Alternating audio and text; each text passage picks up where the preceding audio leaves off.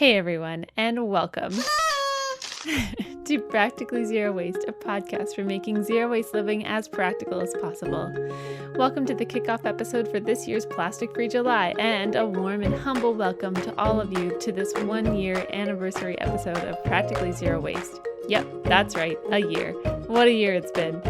Today's episode, I sit down with my excellent, eco-minded, vegetarian artist friend, Theresa and we just have a happy, healthy look over the past year of episodes. We laugh, I cry a bit, we rant and we cheer, and I just want to say how thankful I am to everyone who has given us a listen, a like, subscribe, rating, or review, or even just told someone else about this podcast in the past year. That brings me a lot of joy, and I can't wait to see what the next year brings. Oh, and I should also say this, that there will be another bonus episode where Theresa and I this week answer some of your questions and respond to some challenges you're facing that you've let us know about. Thanks for sending those in. I'm so happy to have you here today, so let's get to it. How are you? Great. So good. We're celebrating. I'm so excited. Tomorrow is the 1-year anniversary for Practically Zero Waste podcast. Good job. Thank you. Yeah. It's been a year. It's been a year. I'm so blown away that I'm still going. Me too. And that I had a child and that he's 7 months old now and I'm still going. What a year to do this. Well, the thing is, you have Yeah. to, not look ahead and be like, I'm going to do this for a year. You're just like, Yeah. I'm going to try this out, and now it's a year Exactly. later. Yeah. It was like, I am so interested in this zero waste movement that I have to do something more. Oop, just bonked my mic. I have to do something more with it. So then I started this thing at the encouragement from my husband, because I wouldn't have started something this big without full-on support. Yeah, we started January 2018, kind of formulating ideas and recording stuff, and then July, we were like, Plastic Free July, this is gonna be it. We'll launch then, and That's never look amazing. back. Oh, I didn't realize that you had been planning it for that long, too. Mm-hmm. Which I guess you would, but... Yeah, it was like idea stage, brainstorming stage, starting to talk to people. Yeah, Jess Morales from Baby Steps to Zero Waste was the first person that I interviewed for it, other than Will. He was very patient and recorded 2 episodes with me before I found anybody else to be on the show. Yeah.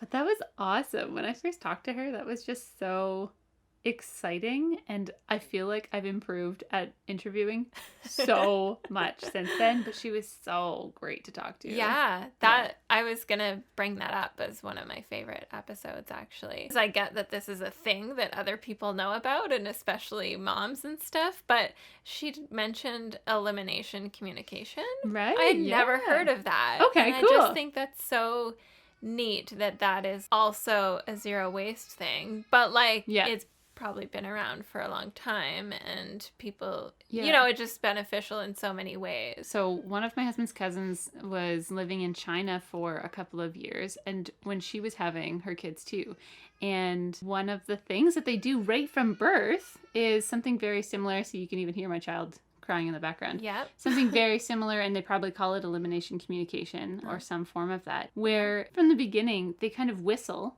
every time the baby pees or has a bowel movement. Pavlov. Yeah, exactly. And so they will help, even grandparents and parents, everybody is involved in this. Now, I don't imagine having the mind power, see, I can't even formulate words right now, to be able to handle training my child how to pee when I'm postpartum and everything's crazy and I'm not getting any sleep.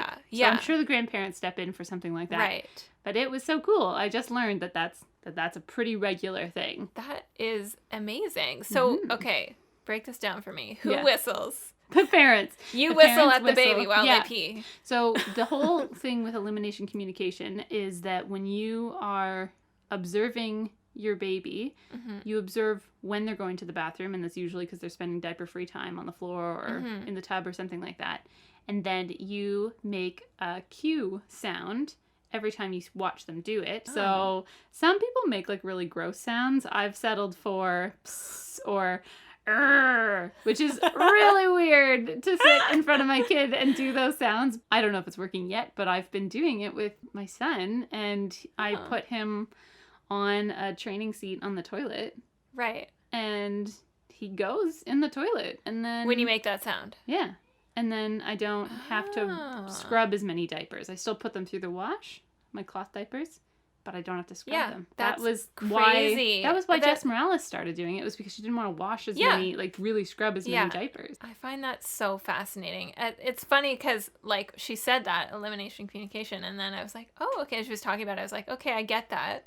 I didn't know like exactly how it worked. Yeah. And I've never looked it up. But now like I had no idea that that's because I've heard of baby signing. So Yes. I've pictured something along those lines.